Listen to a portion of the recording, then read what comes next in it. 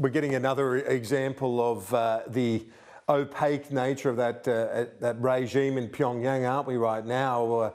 So much speculation about that leader, and I guess, uncertainty then as to what happens in that country.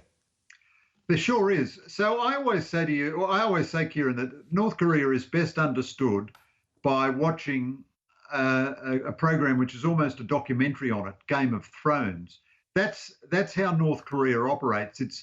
It is a communist system, but it's really intensely dynastic and family focused. It almost has a religious cult around the Kim family. The fact that he's been out of view for so long indicates something probably is wrong.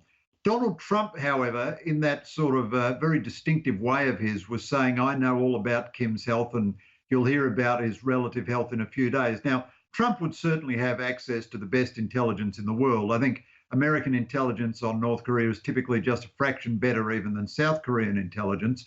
But, and if Trump is talking in that way, that suggests to me that Kim is probably not at death's door.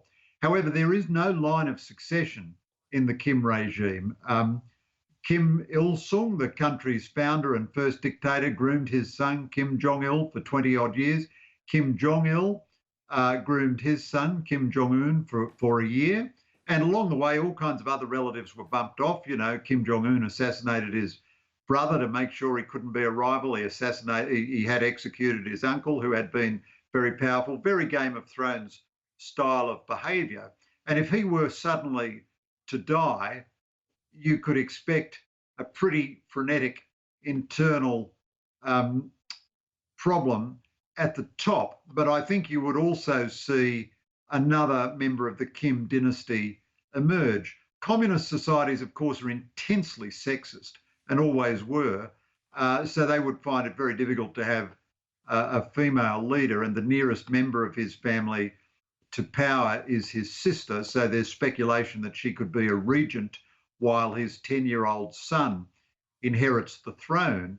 It's one of the only places in the world, really, where this kind of super intense dynastic politics goes on. I mean, there are kingdoms, of course, in the Middle East, but they're much more rational than this. It would be very destabilising if Kim were incapacitated or suddenly dead. Fascinating as always. Greg Sheridan, thanks so much. We'll talk to you soon. Let's